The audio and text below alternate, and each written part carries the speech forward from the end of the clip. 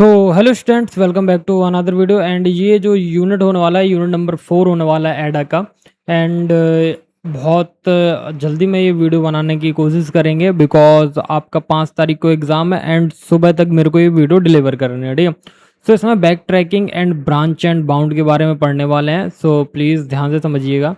तो सबसे पहले जो कंटेंट है वो मैंने लिख के रखा है, तो अपन को कौन कौन सा कंटेंट पढ़ना है। तो सबसे पहले backtracking, 8 queen problem, Hamiltonian cycle problem, graph colouring, branch and bound method and travelling salesman's problem and lower bound theory and parallel algorithm. So ये सारी चीज़ें पढ़ने वाले हैं, ठीक है। सो अब हम पढ़ेंगे इसका थ्योरेटिकल पार्ट। तो देखो बैक ट्रैकिंग क्या है। तो बैक ट्रैकिंग जो है, पहले थोड़ा सा और जूम कर लेते हैं। हाँ, इतना जूम ठीक है। सो बैक ट्रैकिंग क्या है। बैक ट्रैकिंग जो है ये एक एल्गोरिथम टेक्निक होती है जो प्रॉब्लम को सॉल्व, देखो बैक ट्रैकिंग क्या होता है, एक एल्गोरिथमिक टेक्निक है जो प्रॉब्लम को स्टेप बाय स्टेप सॉल्व करती है, हर स्टेप पर चॉइस लेती है, और अगर वो चॉइस फ्यूचर में सॉल्यूशन तक नहीं जा सकती है तो हम उसको वापस मतलब बैक ट्रैक करके दूसरी चॉइस कर सकते हैं। सपोज मान लो कि आपके पास ए एंड बी रास्ते हैं एंड आप यहाँ से आ रहे हो। अगर आप ए रास्ते पे चले गए एंड ए रास्ता गलत है तो आप यहाँ से वापस जा सकते हो इस पाथ तक एंड देन वापस आ सकते हो कहाँ पे, बैक ट्रैक कर सकते हो, बी पे जा सकते हो, ठीक है। समझ गए, बस इतना ही काम है। ये जो है एक systematic trial and error approach होती है, ब्रूट फोर्स से बेटर है, क्योंकि इनवैलिड पाथ को जल्दी क्या करता है, डिस्कार्ड कर देता है, ठीक है।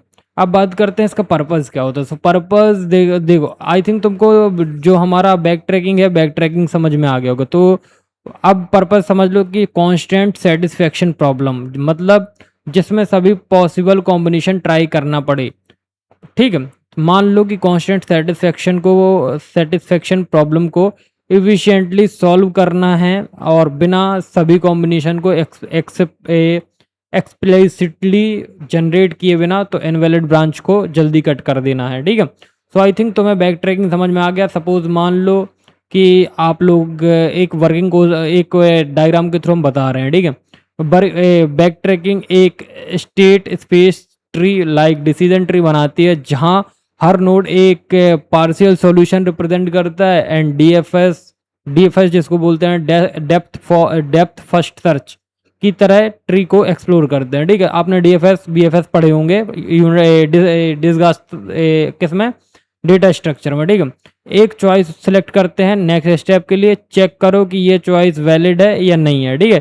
कांस्टेंट सेटिस्फाई कर रहा है कि नहीं कर रहा। अगर वैलिड है तो आगे बढ़ो एंड अगर इनवैलिड है तो आगे डेड एंड आ जाएगा, तो बैक ट्रैक करो, पिछले स्टेप्स पर वापस जाओ और नेक्स्ट अल्टरनेटिव को ट्राई करो, ठीक है। सपोज मान लो कि हमने यहाँ से स्टार्ट किया एंड हमें हमें हम कहाँ पे जाना था, हमें ए सी पे जाना था, ठीक है। तो हम ए पे चले गए एंड ये देखो, सपोज मान लो कि हमें ए पे जाना था एंड बी हमारा क्या है, पुराना इनवैलिड है एंड ये सी पे तो नहीं जाना हमें, हमें ए पे गए। ए के बाद हम डी पे चले गए, ठीक है। जाना कहाँ पे था हमको, जाना हमको ए पे था, तो हम डी पे चले गए, तो डी से हमने बैक ट्रैक किया यहाँ पे, फिर वापस आके हम ई में चले गए। तो ऐसे बैक ट्रैक होता है, ठीक है। इसके कैरेक्टरिस्टिक देख लो। तो डीएफएस बेस्ड सिस्टमेटिक सर्च होता है एंड इनवैलिड पाथ को जल्दी डिस्कार्ड करता है और ब्रूट फोर्स से फास्ट होता है, ठीक है। रिकर्सिव इम्प्लीमेंटेशन कॉमन होती है एंड वर्स्ट केस में एक्सपोनेंशियल टाइम कॉम्प्लेक्सिटी हो सकती है, ठीक है। अब देखो टाइप एंड कंपोनेंट्स। तो देखो स्टेट स्पेस ट्री, तो देखो ये सभी पॉसिबल पार्शियल सॉल्यूशन को ट्री बनाता है। क्या करता है, ट्री में रिप्रेजेंट करता है। जो हमारा स्टेट स्पेस ट्री होता है, ये सभी पॉसिबल पार्शियल सॉल्यूशन का क्या बनाता है, ट्री रिप्रेजेंटेशन बनाता है। कांस्टेंट फंक्शन क्या होता है, चेक करता है कि करंट चॉइस वैलिड है या नहीं, ठीक है। बाउंडिंग फंक्शन ब्रांच को एक्सप्लोर करना है या पुराने करना है, ये डिसाइड करता है बाउंडिंग फंक्शन। अब एडवांटेज समझ लो। तो एडवांटेज क्या है कि मान लो कि एक ब्रूट फोर्स से काफ़ी देखो ब्रूट फोर्स है, ब्रूट फोर्स से काफ़ी फास्ट, मतलब इनवैलिड कॉम्बिनेशन स्किप हो जाती है and simple recursive implementation memory efficient DFS का यूज़ करती है, डेप्थ फर्स्ट सर्च का यूज़ करती हैं सिर्फ एक पाथ को स्टोर करने में, ठीक है। अब बात करते हैं डिसएडवांटेज की। तो वर्स्ट केस क्या होता है, वर्स्ट केस में स्टिल एक्सपोनेंशियल टाइम ले सकता है, लार्ज प्रॉब्लम के लिए स्लो हो सकता है, ऑप्टिमल सॉल्यूशन गारंटेड नहीं करता है, सिर्फ एक वैलिड सॉल्यूशन देता है जब तक स्पेशली जब तक स्पेशली बेस्ट सॉल्यूशन ना ढूंढ लें, ठीक है। इसके एप्लीकेशन क्या होते हैं, N queen problem, sudoku solver, maze solving, Hamiltonian cycle, graph colouring, subset, sum problems and crossword puzzles. तो ये सारी चीज़ें इनकी क्या होती हैं, ये इंपॉर्टेंट चीज़ें होती हैं बैक ट्रैकिंग के एप्लीकेशंस के लिए, ठीक है। सो आई होप तुमको समझ में आ गया होगा। एंड नाउ अब हम एक बहुत इंपॉर्टेंट टॉपिक पढ़ने जा रहे हैं, एंड इसका ग्राफ कलरिंग का क्वेश्चन 100% पेपर में आता है। लाइक कैसा आता है, या तो आपका 8 क्वीन प्रॉब्लम से रिलेटेड एक क्वेश्चन पूछ लेंगे आपसे, या तो आपको 8 क्वीन प्रॉब्लम लिखने को दे देंगे कि भैया 8 क्वीन प्रॉब्लम लिख के दिखा दो। एंड बहुत छोटा सा एंड सिंपल जो क्वेश्चन है, एंड बहुत अच्छी चीज़ है। सो प्लीज़ इसको ध्यान से समझिएगा, ठीक। सो देखो,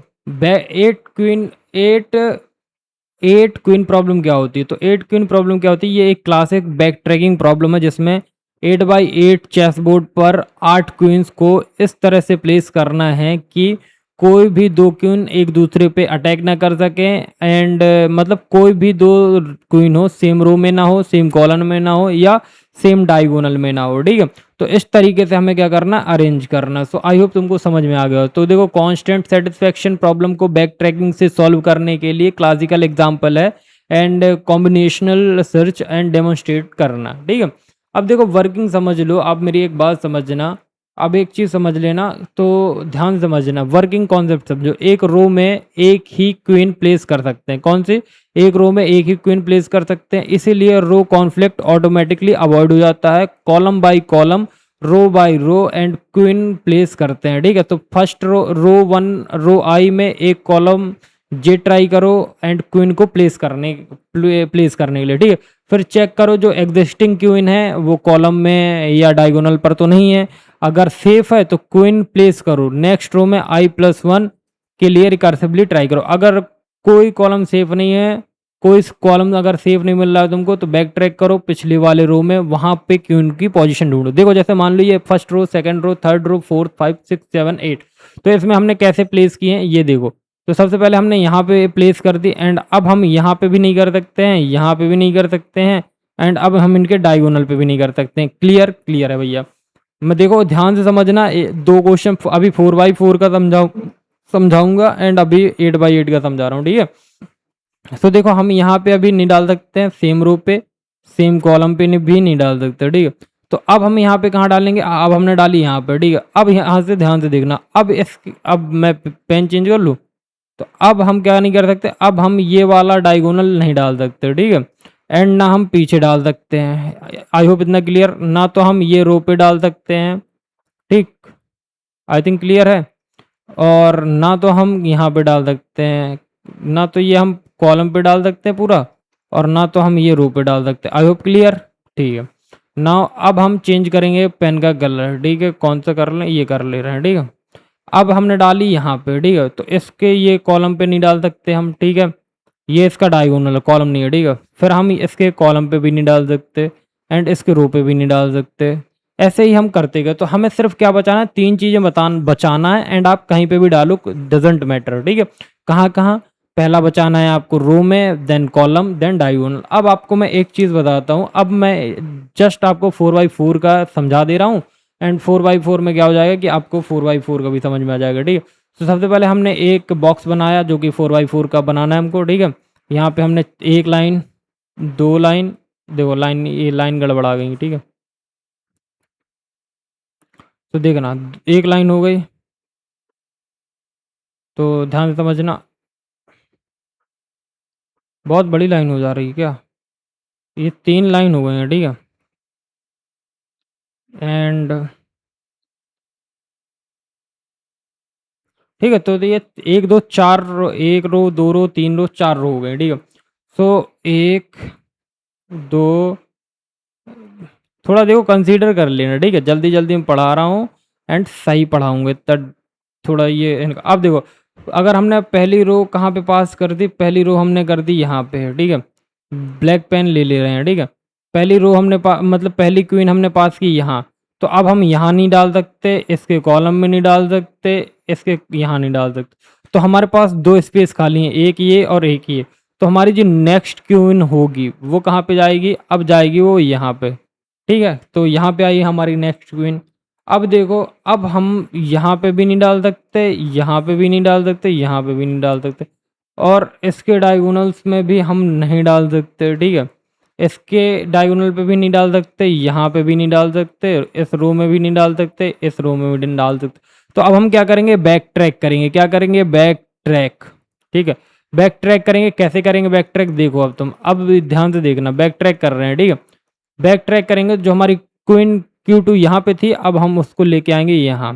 ठीक है, अब यहाँ लाने के बाद क्या होगा कि देखो इसके जो क्या है, इसके जो डायगोनल है वो यहाँ बनेंगे, एंड ये रो एंड ये अब हम यूज़ नहीं कर पाएंगे। तो अब जो हमारा Q3 है, अब देखो Q3 कहाँ पे आएगा, Q3 हमारा कहाँ पे आ जाएगा, यहाँ पे आ जाएगा। आई होप क्लियर कर रहे हैं, क्योंकि ये वाला डायगोनल फिल हो रहा है, ये फिल हो रहा है, ये फिल हो रहा है, बच वही रहा है, तो हम वहाँ पे डाल देंगे। ठीक है, अब क्या करेंगे, अब Q4 कहाँ पे आएगा, अब Q4 को देखना है। ठीक है, तो अब फिर से हम बैक ट्रैक करेंगे। क्या करेंगे, बैक ट्रैक किया हमने। अब हम क्या करेंगे कि क्वीन 1 और क्वीन 3 को अभी हटा देंगे एंड सारे सॉल्यूशंस अप्लाई करेंगे। ठीक है, तो देखो अगर हम क्वीन 4 को यहाँ पे अप्लाई कर रहे हैं तो ये हमको क्वीन 1 परेशान कर देगा। ठीक है, तो अब हम क्या करेंगे कि हम एक सॉल्यूशन निकालेंगे कि हम क्वीन 1 को बैक ट्रैक करेंगे। कैसे बैक ट्रैक करेंगे, क्वीन 1 को हम यहाँ प्लेस करेंगे, दैट्स वाई ये रो हो जाएगा, कॉलम हो जाएगा, ये रो हो जाएगा, एंड ये इनका डायगोनल हो जाएगा। तो हमारी जो क्वीन 3 है, ठीक है, क्वीन 3 है, क्वीन 3 को बैक ट्रैक करना पड़ा है, तो हम क्वीन 3 को यहाँ पे कर देंगे, एंड क्वीन 4 को हम कहाँ कर देंगे, क्वीन 4 को हम कर देंगे कहाँ पे, क्वीन 4 को कर देंगे हम यहाँ पे। तो दैट्स वाई प्रॉब्लम नहीं आएगा। आई होप तुमको समझ में आ गया। अब देखो, अब मैं तुमको सारी चीज़ समझा देता हूँ। ठीक है, तो आई होप तुम समझ जाओगे, एंड तुमको समझ में आ भी गई हैं चीज़ें, जैसा कि मेरे को लग रहा है, क्योंकि बहुत ईजी समझाया मैंने, एंड इससे ईजी तो कोई समझा भी नहीं पाएगा। ठीक। तो क्या करना है, क्वीन 1 यहाँ पे आएगी, तो देखो ये रो, ये कॉलम, ठीक है, ये डायगोनल हट गया। क्वीन 2 ये रो और ये डायगोनल, ये डायगोनल, ठीक है, और ये कॉलम। ठीक है, क्वीन 3 ये रो, ये कॉलम और डायगोनल ये। क्वीन 4 ये रो, ये कॉलम, डायगोनल ये। तो नाउ क्लियर है, तो यही क्लियर, ये कौन सा हो गया, ये हमारा 4x4 का क्वीन हो गया। ठीक है, तो ये क्या हो गया, 4x4, 4x4 क्वीन। ठीक है, नाउ आई होप क्लियर हो गया। नाउ चलते हैं थ्योरेटिकल पार्ट पे। ठीक है, आई थिंक क्लियर हो गया। तो अब इसके हमें क्या देखना है, अब इसके कैरेक्टरिस्टिक देखो, टोटल 92 डिस्टिंक्ट सॉल्यूशन होते हैं 8 क्वींस के लिए, 12 फंडामेंटली यूनिक। ठीक है, हर रो में एग्जैक्टली एक क्वीन होती है, रो कॉन्फ्लिक्ट अवॉइड करना होता है। ठीक है, नाउ अब देखो, कॉलम जो होते हैं, कॉलम और डायगोनल्स चेक करने पड़ते हैं, जैसा कि मैंने आपको बताया ही है कि कॉलम और जो हमारे डायगोनल्स है वो चेक करने पड़ते हैं। Type of component, so first is N queens, मतलब जनरलाइज वर्जन होता है एन क्रॉस एन बोर्ड का, एंड फंक्शन चेक करने पड़ते हैं function, same columns, diagonal, row और column constant, anti diagonal row plus constant. ठीक है, तो आई होप तुमको ये समझ में आ गया होगा कि मैं क्या बोल रहा हूँ एंड क्या समझाने की कोशिश कर रहा हूँ। तो बैक ट्रैकिंग के एडवांटेज देख लो, या 4x8 क्वींस प्रॉब्लम के एडवांटेज देख लो। ठीक है, बैक ट्रैकिंग से ब्रूट फोर्स 8 कॉम्बिनेशन के कंपैरिजन में बहुत फास्ट सॉल्व होता है। प्योरिंग से इनवैलिड कॉम्बिनेशन डिस्कार्ड हो जाते हैं। ठीक है, नाउ डिसएडवांटेज, एन बढ़ने पर, जैसे N is equal 20 plus exponential की ग्रोथ की वजह से टाइम बढ़ जाता है, एंड वर्स्ट केस की कॉम्प्लेक्सिटी हाई हो जाती है। ठीक है, एप्लीकेशन कांस्टेंट सेटिस्फेक्शन प्रॉब्लम में benchmark, puzzle solving, VLSI testing, parallel processing, algorithm testing, ये सब इसके एप्लीकेशंस होते हैं। नाउ अब आप हैमिल्टोनियन साइकिल्स में जा रहे हैं, तो देखो हैमिल्टोनियन साइकिल्स के भी आप अच्छे से कर लीजिएगा। हैमिल्टोनियन साइकिल मतलब एक ग्राफ जी में हैमिल्टोनियन साइकिल वो पाथ होता है जो ग्राफ के हर वर्टेक्स को एग्जैक्टली एक बार विजिट करता है और वापस स्टार्टिंग वर्टेक्स पर आ जाता है। उसे हम क्या बोलते हैं, साइकिल कंप्लीट करना। देखो हैमिल्टोनियन साइकिल क्या होता है कि अगर वो ए से विजिट कर रहा है, ए से वो अगर सपोज मान लो उल्टा नहीं जाना, हमें सीधे जाते हैं। ठीक है, मान लो अगर वो ए से बी जाता है एंड बी से सी देखो ए से बी गया, ठीक है, बी से सी गया, सी से डी गया, डी से ई गया, ई से ए में आ गया, तो वो क्या होगा, हैमिल्टोनियन साइकिल ग्राफ होता है। ठीक है, तो इसमें क्या होता है कि ये एक कंप्लीट साइकिल करता है, ठीक है। ये चेक करना कि दी गई ग्राफ में ऐसा साइकिल एग्जिस्ट करता है कि नहीं। राउटिंग हो गया, शेड्यूलिंग हो गया और नेटवर्क डिज़ाइन प्रॉब्लम में यूज़फुल होता है, ठीक है। नाउ अब हम बात करेंगे कि वर्किंग कॉन्सेप्ट क्या है बैक ट्रैकिंग अप्रोच से, ठीक है। तो सबसे पहले हम क्या करेंगे, स्टार्ट करेंगे वर्टेक्स से शुरू करते हैं, पाथ में ऐड करो। देखो सबसे पहले हम यहाँ से स्टार्ट करेंगे, ठीक है। एडसेंट वर्टेक्स सिलेक्ट करो जो ऑलरेडी पाथ में नहीं है और एजेस एग्जिस्ट करती हैं, ठीक है, एग्जिट करते हैं। अगर वैलिड है तो पाथ में ऐड करो, अदरवाइज रिकर्सिवली नेक्स्ट वर्टेक्स को ट्राई करो। अगर सही वर्टेक्स विजिट हो गया है तो लास्ट वर्टेक्स से स्टार्ट वर्टेक्स तक एज है, हैमिल्टोनियन साइकिल मिल गया। अगर डेड एंड मिला तो बैक ट्रैक करो एंड दूसरे वर्टेक्स को ट्राई करो। तो कुल मिला के ये एक न्यूमेरिकल क्वेश्चन है एंड आपको न्यूमेरिकल पढ़ना है इसका एंड आता भी है, ठीक है। नाउ कैरेक्टरिस्टिक क्या है इसके, साइकिल में एग्जैक्टली एन एजेस होती हैं, N is equal number of edge number of vertices and NP complete problem है, इफिशिएंट पॉलिनोमियल एल्गोरिथम नोन है एंड सभी ग्राफ्स में हैमिल्टोनियन साइकिल्स क्या करता है, एग्जिस्ट नहीं करता है। देखो सभी ग्राफ में हैमिल्टोनियन साइकिल क्या होता है, एग्जिस्ट नहीं करता है, ठीक है। टाइप और कंपोनेंट, ठीक है। हैमिल्टोनियन पाथ जो है वो सिर्फ हर वर्टेक्स, देखो सिर्फ हर वर्टेक्स एक बार विजिट करता है। इसका मतलब क्या होता है कि साइकिल कंप्लीट करना जरूरी नहीं है, ठीक है। उसने क्या किया कि एक बार वर्टेक्स पर विजिट कर लिया एंड फिर वो दूसरी साइकिल पे होता है, तो ये हैमिल्टोनियन पाथ में होता है। एंड हैमिल्टोनियन साइकिल में क्या होता है, पाथ प्लस वापस स्टार्ट वर्टेक्स तक, ठीक है। तो पाथ अलग चीज़ है एंड हैमिल्टोनियन साइकिल में क्या होता है कि पाथ प्लस वापस स्टार्ट वर्टेक्स तक, ठीक है। नाउ अब इसके एडवांटेज क्या है, तो देखो बैक ट्रैक से ब्रूट फोर्स से बेटर परफॉर्मेंस मिलता है प्रूनिंग की वजह से and NP disadvantage, NP complete होने की वजह से worst case exponential time complexity large graph के लिए क्या होती है, इन प्रैक्टिकल्स होती है। एंड एप्लीकेशन क्या है, routing problems and DNA sequencing, network design and puzzle game हो गया and circuit diagram, circuit design हो गया।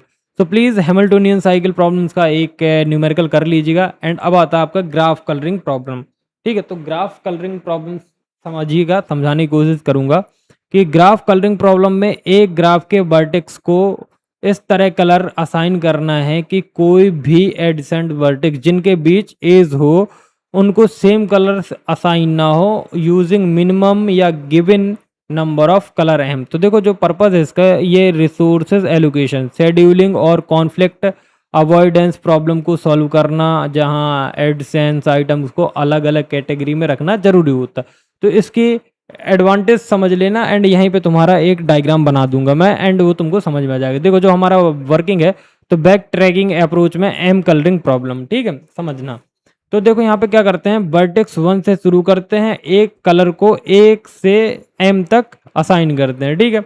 एंड मान लो चेक करो कोई भी एडसेंस ऑलरेडी कलर्ड है, मतलब कोई भी एडसेंस है वर्टेक्स सेम कलर तो नहीं रखता। मान लो यहाँ रेड है, यहाँ रेड है, ऐसा तो नहीं है। अगर वैलिड है तो नेक्स्ट वर्टेक्स के लिए रिकर्सिवली ट्राई करो। अगर कोई कलर वैलिड नहीं है तो बैक ट्रैक करो, पिछले वर्टेक्स का कलर चेंज करो। अगर सही वर्टेक्स कलर हो जाए तो सॉल्यूशन मिल गया। अब देखो क्वेश्चन समझाता हूँ, ठीक है। तो मान लो हमारे पास एक क्वेश्चन है, कैसे, मान लो ए है बी है एंड हमारे पास क्या है, ए बी सी और डी, और A B C D E और एफ, ठीक है। तो देखो यहाँ ऊपर लिखा था ना कि क्या लिखा था कि जो एडसेंस वर्टेक्स हैं उनका सेम कलर ना हो। तो जो जैसे मान लो ये ए से ये कनेक्ट है, बी से ये कनेक्ट है, डी से ये कनेक्ट है एंड ये ऐसे सारे कनेक्ट है, ठीक है। तो मैं सबको कनेक्ट कर दे रहा हूँ, ठीक है। तो अब हमारा ध्यान से देखना, ठीक है। तो यहाँ पे अगर जैसे हमने रेड रख दिया, क्या रख दिया, रेड कलर कर दिया, रुक जाओ ये पेन दिखेगा नहीं, मान लो हमने क्या कर दिया, रेड कलर कर दिया यहाँ पर, ठीक है। तो हम यहाँ रेड नहीं कर सकते और यहाँ रेड नहीं कर सकते और यहाँ नहीं कर सकते, तो यहाँ पे हम क्या करेंगे, ब्लू कर देंगे। ब्लू के बाद हम यहाँ ब्लू कर सकते हैं क्योंकि ये एडसेंस वर्टेक्स नहीं है। एंड यहाँ पे हम क्या कर देंगे, ग्रीन कर देंगे। ग्रीन के बाद यहाँ हम ग्रीन कर देंगे और नीचे हम रेड कर देंगे। क्या कर देंगे, रेड कर देंगे। आई होप समझ में आ गया। ऐसे ही इसमें क्या 1 में रेड है, 5 में ब्लू है, 2 में ग्रीन है एंड यहाँ पे ग्रीन है एंड बी में ब्लू है। तो ऐसे करना है, ठीक है। नाउ अब देखो इसके आप क्या देख लो, कैरेक्टरिस्टिक देख लो। क्रोमेटिक नंबर, तो मिनिमम कलर्स चाहिए पूरे ग्राफ को कलर करने के लिए। कितने चाहिए? क्रोमेटिक नंबर मतलब मिनिमम कलर चाहिए पूरे ग्राफ को कलर करने के लिए, ठीक है। NP complete problem general graph के लिए। प्लेनर ग्राफ के लिए 4 कलर हमेशा क्या होते हैं? सफिशिएंट होते हैं और 4 कलर थ्योरम में, ठीक है।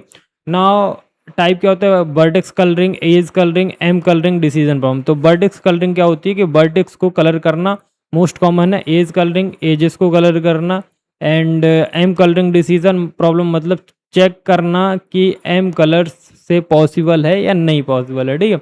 नाउ अब एडवांटेज क्या है? तो बैक ट्रैकिंग से इफिशिएंटली वैलिड कलरिंग ढूंढ सकते हैं बिना सभी कॉम्बिनेशन को ट्राई किए हुए, ठीक है। डिसएडवांटेज क्या है? लार्ज ग्राफ के लिए कंप्यूटेशनली एक्सपेंसिव, एनपी कंप्लीट होने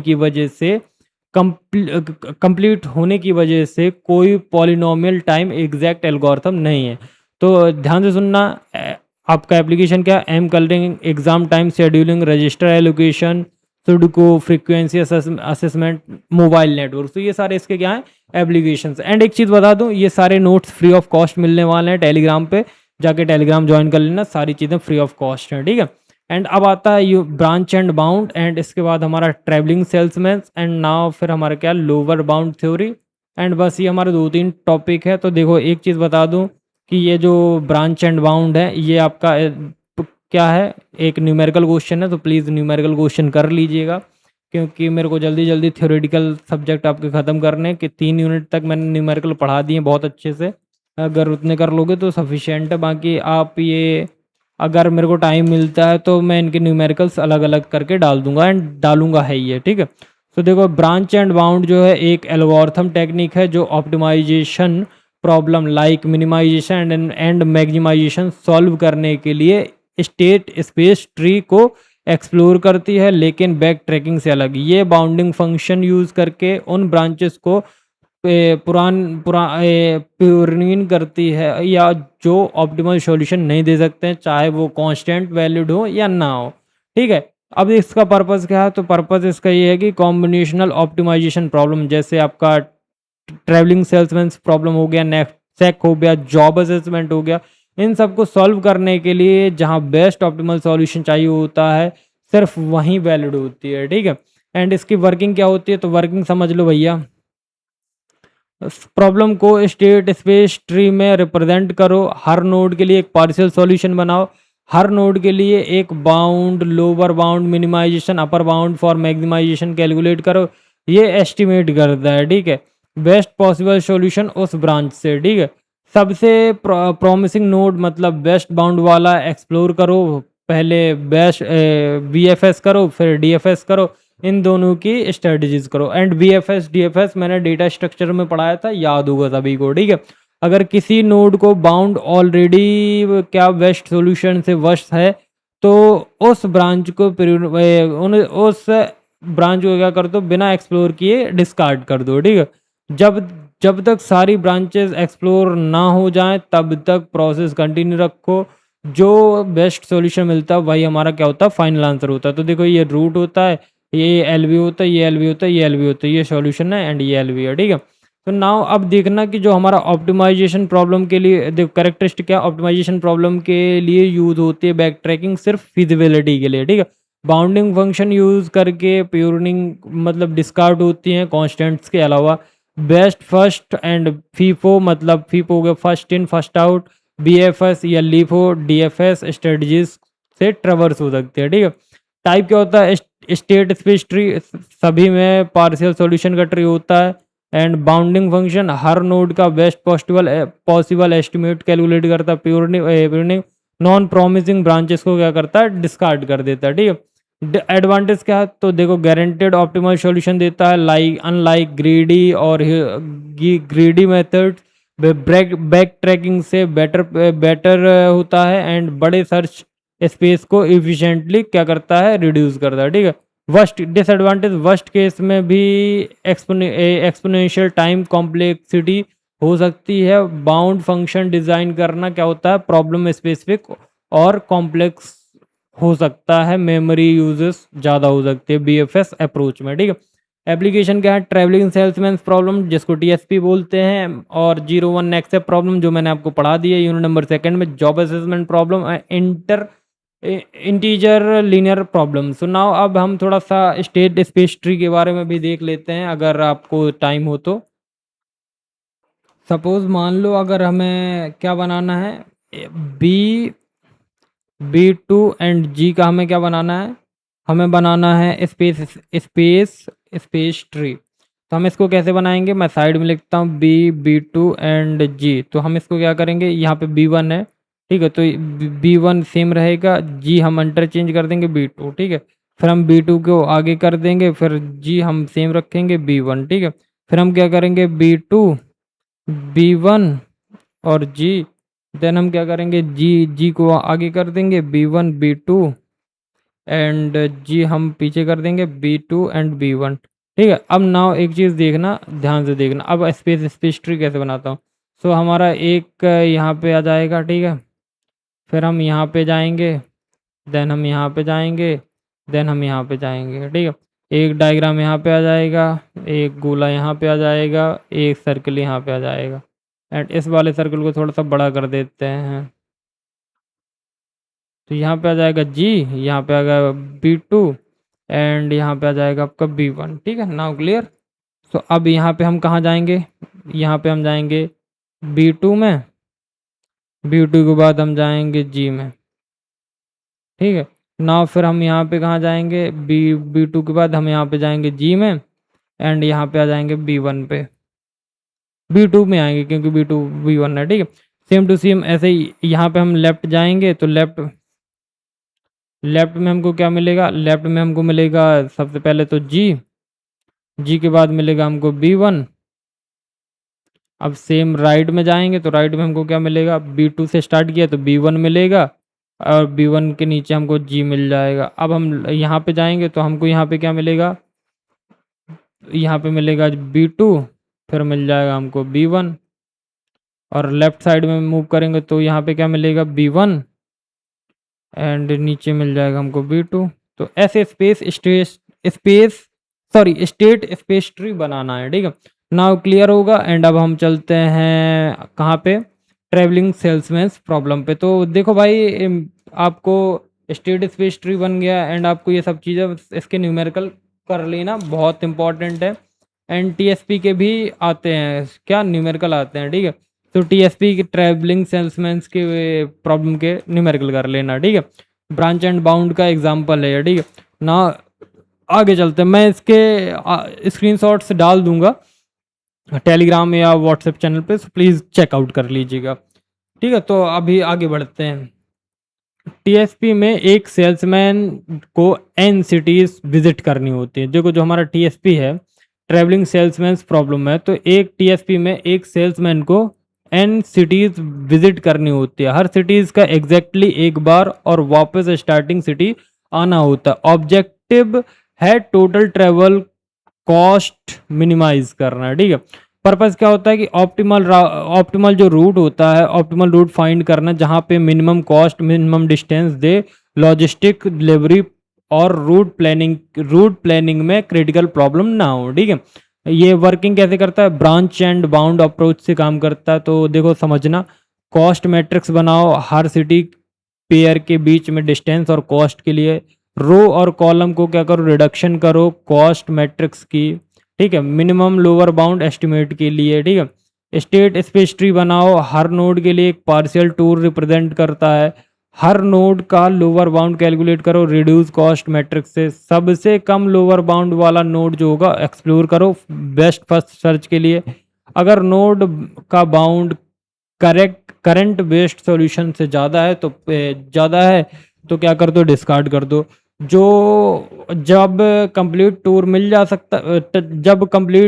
मिल जाए जिसका कॉस्ट सबसे कम हो, तो वही हमारा क्या होगा, फाइनल आंसर होगा। तो जैसे ए बी सी डी है, तो हमने ए से बी गए, बी से सी गए, डी गए, ए गए, तो टोटल कॉस्ट कितना, सम ऑफ एजेस। तो इनको जोड़ दोगे तो जैसे ए से हम बी गए, ठीक है, तो 12 एंड 12 से 8 कितना ये, एंड 8 से 15 ये, प्लस 9 तो ये कितना हो गया 20, 30, 30, 35, 35, 5, 40, 40, 44, 44 आंसर है। तो ऐसे करना। बाकी एक बार न्यूमेरिकल देख लेना, न्यूमेरिकल कैसे सॉल्व करना। ये तो एक छोटा सा प्रॉब्लम है, तो मैंने ऐसे ही उस जो एग्जांपल लिखा हुआ तो बता दिया मैंने आपको।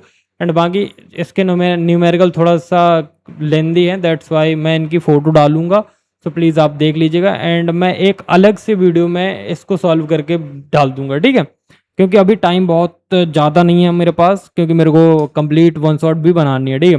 कैरेक्टरिस्टिक फीचर्स, तो देखो NP hard problem exact solution के लिए exponential time, N permutations possible, reduce cost, matrix technique से लोअर बाउंड एस्टिमेट होता है, ठीक है।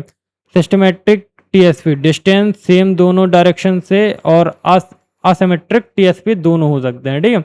नाउ अब हम इसका देखेंगे टाइप। तो देखो कॉस्ट मैट्रिक्स सिटीज़ के बीच डिस्टेंस, और reduction technique row column minimum subtract करके लोअर बाउंड निकालना, state space tree partial tours का tree. And now advantage, guaranteed optimal tour मिलता है ब्रूट फोर्स से, बहुत बहुत बेटर परफॉर्मेंस प्योरिंग की वजह से। एंड डिसएडवांटेज, लार्ज एन के लिए क्या होता है स्टिल इम्प्रैक्टिकल मतलब एक्सपोनेंशियल वर्स्ट केस में, और मेमोरी इंटेंसिव। एंड लास्ट में क्या है, logistic and delivery route optimization, circuit board drilling and DNA sequencing, networking routing. So I hope ये तुमको समझ में आ गया होगा। सो अब हमारा जो लास्ट टॉपिक है वो बहुत नॉर्मल सा है, बट या आता तो नहीं है लोअर बाउंड थ्योरी, बट करा दे रहा हूँ। तो लोअर बाउंड थ्योरी जो होता है एक कॉन्सेप्ट है जो किसी भी एल्गोरिथम के लिए minimum possible time steps stabilize करता है, जो प्रॉब्लम सॉल्व करने के लिए ज़रूरी होता है।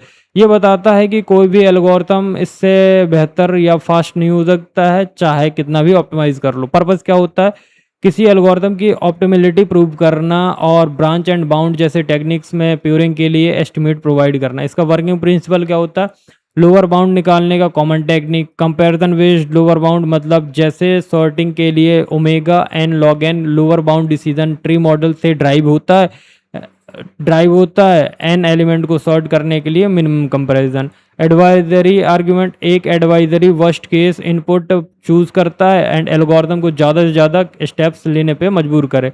रिडक्शन मेथड, एक नोन प्रॉब्लम लाइक जिसका लोअर बाउंड पता है, जिस देखो एक नोन प्रॉब्लम को नए प्रॉब्लम में रिड्यूस ट्रांसफॉर्म करके लोअर बाउंड क्या करना, स्टेबलाइज करना। अब आता है ब्रांच एंड बाउंड में, हर नोड का एक लोअर बाउंड कैलकुलेट किया जाता है वेस्ट केस में एस्टिमेट उस ब्रांच से।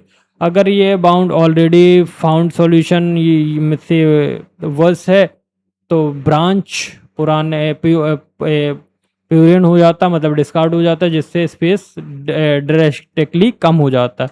कैरेक्टरिस्टिक क्या है, तो एल्गोरिथम की थ्योरेटिकल मिनिमम एफिशिएंसी स्टेबलाइज करना, एंड अपर बाउंड एल्गोरिथम का एक्चुअल परफॉर्मेंस से कंपेयर किया जाता है। अगर दोनों मैच करें एल्गोरिथम की ऑप्टिमल है, एंड प्रॉब्लम स्पेसिफिक टेक्निक होनी चाहिए, ठीक है। टेक्निक क्या है, comparison decision tree method, sorting हो गया, सर्चिंग हो गया, एंड लोअर बाउंड हो गया। Advisory worst case analysis, reduction method, नए प्रॉब्लम को नोन प्रॉब्लम्स में क्या करना, नोन प्रॉब्लम से रिलेट करना। एडवांटेज, एल्गोरिथम डिज़ाइन के लिए टारगेट सेट करना, एंड ब्रांच एंड बाउंड में इफिशिएंट प्यूरिंग इनेबल करता है। एल्गोरिथम कंपैरिजन के लिए थ्योरेटिकल बेस देता है। And disadvantage, tight lower bound drive करना मुश्किल हो सकता है, एंड प्रॉब्लम्स के लिए कुछ केसेस में क्या होता है कि लोअर बाउंड बेस्ट एल्गोरिथम के लिए बीच गैप रह जाता है, ठीक है, अनरिजॉल्व। तो एप्लीकेशन क्या है, algorithm optimality proof, sorting, searching, branch and bound pruning, और computationally complexity theory, NP completeness analysis. तो ये यहाँ पे हमारा यूनिट नंबर 4 जो है वो ख़त्म होता है। एंड इसके जो नोट्स हैं तुमको टेलीग्राम पे मिल जाएंगे। एंड अगर चैनल पे नए हो तो प्लीज़ चैनल को सब्सक्राइब कर देना, एंड वीडियो को अभी तक लाइक नहीं करे हो तो प्लीज़ वीडियो को लाइक कर देना। एंड बाकी अपन मिलते हैं एक नेक्स्ट वीडियो में। एंड इसके बाद हमारा लास्ट यूनिट ही होने वाला है, सो प्लीज़ जाके जल्दी जल्दी देख लो एंड जल्दी जल्दी कर लो। एंड हो सकता है कि कल का परसों के पेपर में आपसे बहुत अच्छा पेपर चला जाए। 5 तारीख को पेपर है तो कल का कल ही है, अब तो आज 4 तारीख लग गया एंड कल तो 5 है, तो all the best for exam. So thank you for watching.